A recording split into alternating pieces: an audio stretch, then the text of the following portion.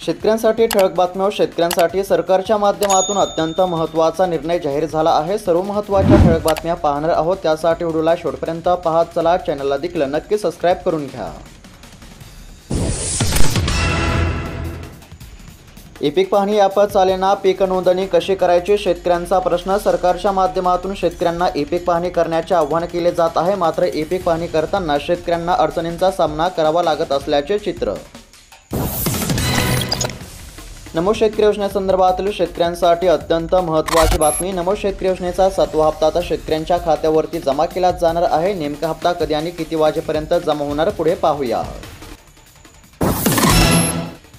शेतकऱ्यांसाठी पीक विम्यासंदर्भातील अत्यंत महत्त्वाची बातमी. प्रधानमंत्री पीक विमा योजनेअंतर्गत प्रलंबित पीक विमा दावे मंजूर झाले असून आता शेतकऱ्यांच्या खात्यावरती रक्कम जमा करण्याची प्रक्रिया सुरू झाली असल्याची माहिती कृषी विभागाच्या माध्यमातून देण्यामध्ये आली असून आता शेतकऱ्यांच्या बँक खात्यावरती रक्कम ही सरकारच्या माध्यमातून जमा केली जात आहे. ज्या शेतकऱ्यांच्या बँक खात्यावरती अद्याप ही रक्कम जमा झाली नसेल अशा शेतकऱ्यांना देखील कसलीच काळजी करण्याची गरज नाही, कारण की आता सरकारच्या माध्यमातून लवकरच आता 415 कोटी रुपयांचा देखील हप्ता शेतकऱ्यांच्या बँक खात्यावरती जमा केला जाणार असल्यामुळे जे शेतकरी पीक विम्यापासून वंचित आहेत अशा देखील शेतकऱ्यांना दिलासा मिळणार आहे. त्याचबरोबर आता कोणकोणत्या जिल्ह्यातील शेतकऱ्यांच्या बँक खात्यावरती रक्कम ही जमा केली जाणार आहे, सविस्तर जिल्ह्यांची नावे पुढे पाहूयात. व्हिडिओला शेवटपर्यंत पाहत चला. बोगसगिरी भोवली 13 कृषी केंद्रांचा परवाना निलंबित. कृषी विभागाकडून कारवाई. तपासणीमध्ये आढळून आल्या अनेक त्रुटी. सध्या जर पाहायला गेलं तर बोगस विक्रेत्यांवरती आता कारवाई करण्यामध्ये येत आहे. कृषी विभागाची मोठी कारवाई. वहिवाट शेतरस्ता मोकळा होणार, शेतकऱ्यांना मोफत बंदोबस्त. पोलीस निरीक्षक घेणार. क्षेत्रीय अधिकाऱ्यांच्या मागणीनुसार बंदोबस्त पुरवण्याचा निर्णय. शेतकऱ्यांना मिळणार दिलासा. सरकारच्या माध्यमातून शेतकऱ्यांसाठी अत्यंत महत्त्वाचा निर्णय जाहीर झाला आहे.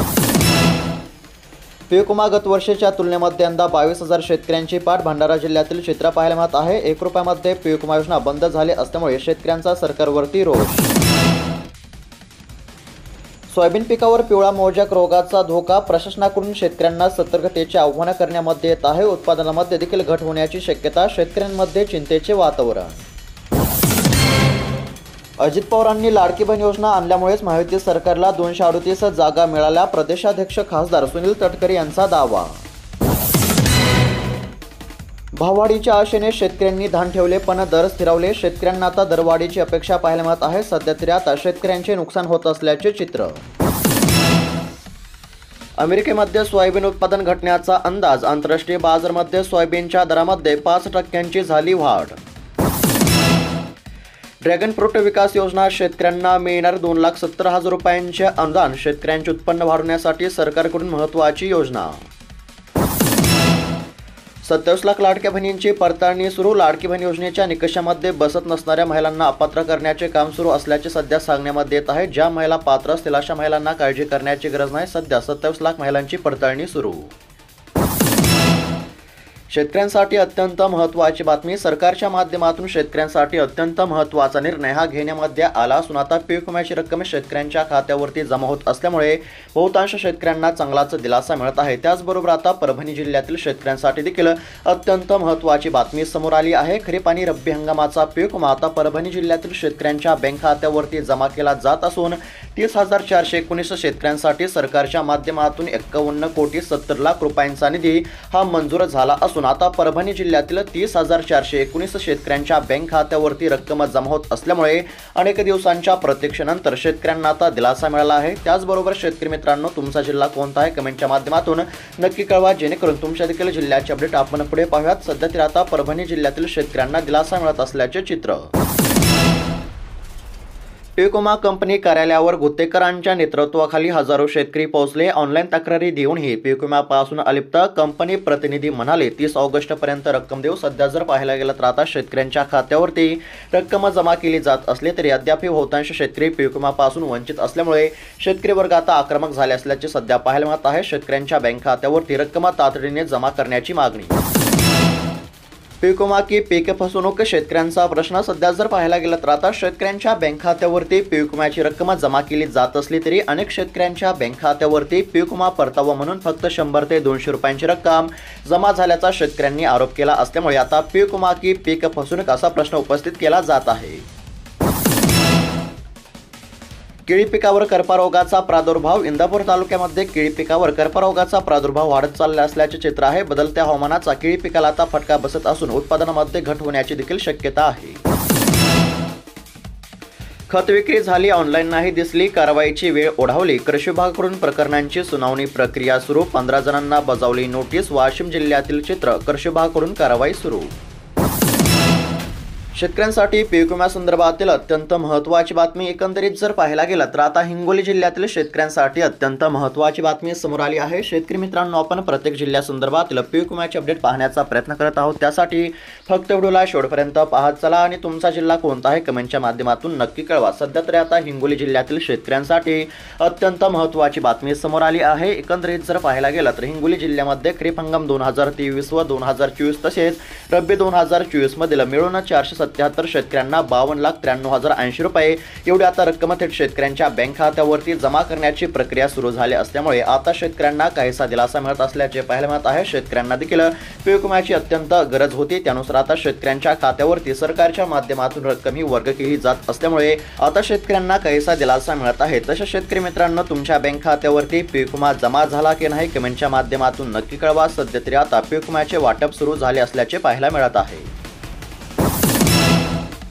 दमदार पाऊस बरसला, पिकांना मिळाली संजीवनी. सध्या जर पाहायला गेलं तर आता राज्यामध्ये अनेक ठिकाणी पावसाने चांगलीच हजेरी लावली असून पिकांना देखील चांगलाच दिलासा मिळाला आहे. शेतकऱ्यांना देखील दमदार पावसाची प्रतीक्षा होती. त्यानुसार आता पावसाने देखील चांगलीच हजेरी लावली असल्यामुळे आता शेतकऱ्यांना काहीसा दिलासा मिळाला आहे. पिकांना देखील संजीवनी मिळाली असल्याचे सध्या पाहायला मिळत आहे.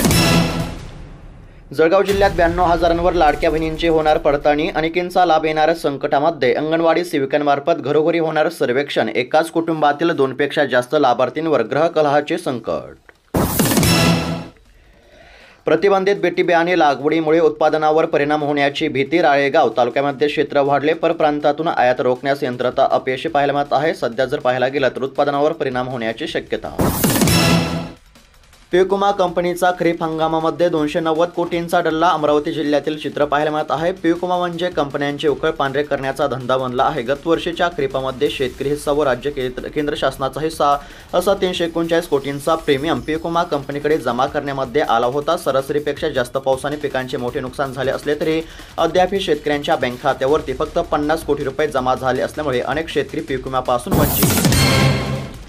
कृषी योजनांच्या अनुदानामध्ये भरीव वाढ. सध्या जर पाहायला गेलं तर अनुसूचित जाती व अनुसूचित जमाती प्रवर्गातील शेतकऱ्यांसाठी सरकारच्या माध्यमातून आता योजना राबवण्यामध्ये येत असून आता कृषी योजनांच्या अनुदानामध्ये भरीव वाढ करण्यामध्ये आली आहे. सरकारच्या या निर्णयामुळे आता शेतकऱ्यांना देखील काहीसा दिलासा मिळत असल्याचे पाहायला मिळत आहे. कृषी योजनांच्या अनुदानामध्ये आता भरीव वाढ करण्यामध्ये आली आहे.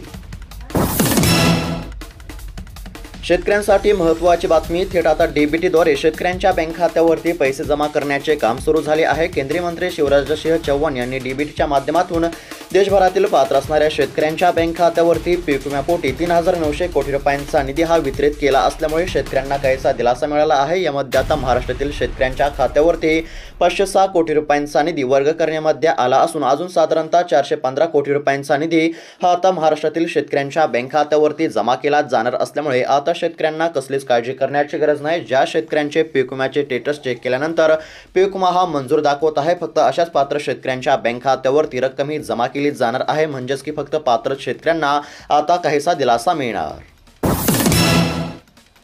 नागपूर जिल्ह्यामध्ये 70% बेकायदा बियाणांचा पुरवठा. खरीप हंगामामध्ये जिल्ह्याभरामध्ये 7 लाखांवर कापूस बियाणे पाकिटांची गरज लागते. यावर्षी एसटीबीटी तस्करी वाढल्यामुळे यातील 70% बियाणे पुरवठा बेकायदा पद्धतीने झाला असल्याचे सध्या पाहायला मिळत आहे. नागपूर जिल्ह्यामध्ये तब्बल 70% बेकायदा बियाणांचा पुरवठा होत असल्याचे आपल्याला पाहायला मिळत आहे. खरीप हंगामामध्ये या ठिकाणी आता जिल्ह्यामध्ये 70% बेकायदा बियाणांचा पुरवठा. शेती उत्पादनामधून आता जैव इंधन निर्मिती. गडकरी. बळीराजा श्रीमंत झाला तरच अर्थव्यवस्था बळकट. शेतकरी श्रीमंत झाला तरच आपला देश श्रीमंत होईल. त्यासाठी धान्यापासून जैव इंधनाची निर्मिती करण्यावरती आता भर दिला जात असल्याची माहिती नितीन गडकरी यांनी दिली असल्याचे पाहायला मिळत आहे. शेतकऱ्यांसाठी महत्त्वाची बातमी. पीएम किसान योजनेचा 20वा हप्ता जमा झाल्यानंतर नमो शेतकरी योजनेचा 7वा हप्ता आज येईल उद्या येईल अशा शेतकऱ्यांना प्रतीक्षा पाहायला मिळत आहे. मात्र अद्याप शेतकऱ्यांच्या बँक खात्यावरती नमो शेतकरी योजनेचा 7वा हप्ता हा जमा झाला नसल्यामुळे सध्या शेतकऱ्यांची या ठिकाणी चिंता वाढत जात असल्याचे चित्र पाहायला मिळत आहे. नेमका नमो शेतकरी योजनेचा 7वा हप्ता कधी मिळणार असा देखील प्रश्न या ठिकाणी उपस्थित केला जात आहे। सरकारच्या माध्यमातून हप्ता वाटप करण्यास या ठिकाणी चांगलाच उशीर होत असल्यामुळे आता सरकारवरती शेतकऱ्यांची चांगलीच नाराजी पाहायला मिळत आहे। मात्र आता समोर आलेल्या माहितीनुसार लवकरच शेतकऱ्यांच्या बँक खात्यावरती नमो शेतकरी योजनेच्या 7व्या हप्त्याचे 2000 रुपये जमा केले जाणार असल्यामुळे ज्या शेतकऱ्यांनी अद्याप KYC केली नसेल अशा शेतकऱ्यांनी KYC करावी। समोर आलेल्या माहितीनुसार येत्या 5 ते 6 दिवसांमध्ये हप्ता जमा होण्याची दाट शक्यता आहे। ई-पीक पाहणी प्रक्रियेसाठी शेतकऱ्यांना अडचणींचा सामना करावा लागत आहे। खरीपामध्ये शेतकरी स्तरावरील ई-पीक पाहणी 1 ऑगस्टपासून सुरू झाली असून 14 सप्टेंबरपर्यंत शेतकऱ्यांना ई-पीक पाहणी करता येणार असल्याची माहिती समोर येत आहे। वेळेमध्ये कापूस खरेदी सुरू करा। कापूस खरेदी उशिरा सुरू करून शेतकऱ्यांना आर्थिक फटका बसू नये यासाठी मुंबई उच्च न्यायालयाच्या नागपूर खंडपीठाने भारतीय कापूस महामंडळाला 2 आठवड्यांमध्ये हमीपत्र देण्याचे आदेश या ठिकाणी देण्यामध्ये आले आहेत। वेळेमध्ये कापूस खरेदी सुरू करण्याचे आदेश।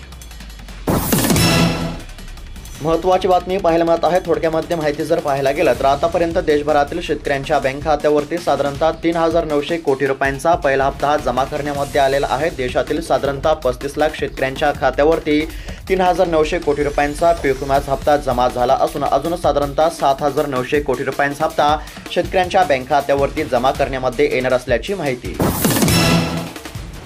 राज्यातील ऊस उत्पादक शेतकऱ्यांच्या हितासाठी केंद्र शासनाच्या निर्देशानुसार FRP प्रमाणे ऊस दर देण्याबाबत राज्य शासन लवकरच सकारात्मक निर्णय घेणार असल्याची माहिती उपमुख्यमंत्री अजित पवार यांनी दिली असल्याचे सध्या पाहायला मिळत आहे। राज्यातील ऊस उत्पादक शेतकऱ्यांच्या हितासाठी केंद्र शासनाच्या निर्देशानुसार आता लवकरच निर्णय घेण्यामध्ये येईल, अजित पवार यांनी दिली माहिती। वेगवेगळ्या निकषांच्या आधारे लाभार्थी महिलांचे अर्ज आता या ठिकाणी तपासले जात आहेत। 26 लाख लाडक्या बहिणींची सध्या चौकशी करण्यामध्ये येत आहे। ज्या महिला निकषामध्ये बसत नाहीत अशाच महिलांना फक्त अपात्र करण्यामध्ये येत असून 26 लाख लाडक्या बहिणींची आता चौकशी सुरू आहे। पंतप्रधान नरेंद्र मोदी शेतकऱ्यांना देणार मोठी भेट सध्या जर पाहायला गेलं तर आता येत्या काही दिवसांमध्ये 2481 कोटी रुपयांचे अभियान सुरू करण्यामध्ये येणार असल्यामुळे आता देशभरातील साधारणतः 1 कोटी शेतकऱ्यांचा यामध्ये फायदा होणार आहे। शेतकऱ्यांसाठी एक दिलासा देणारी बातमीच म्हणावी लागेल। शेतकऱ्यांना मिळणार आता दिलासा। तर शेतकरी मित्रांनो, बातम्या कशा वाटल्या तुमची प्रतिक्रिया कमेंट बॉक्समध्ये नक्की कळवा। त्याचबरोबर अशाच महत्त्वपूर्ण ठळक बातम्या दररोज जाणून घेण्याकरिता आत्ताच खाली दिलेल्या सबस्क्राईब बटनला क्लिक करून या चॅनलला नक्की सबस्क्राईब करून घ्या। त्याचबरोबर तुमचा जिल्हा आणि तालुका देखील कमेंटच्या माध्यमातून नक्की कळवा, जेणेकरून तुमच्या तालुक्यासंदर्भातील आणि जिल्ह्यासंदर्भातील कोणतीही महत्त्वाची अपडेट आली की सर्वात अगोदर तुम्हाला या चॅनलवरती पाहायला मिळेल। तर भेटूयात आता उद्याच्या व्हिडिओमध्ये, तोपर्यंत धन्यवाद।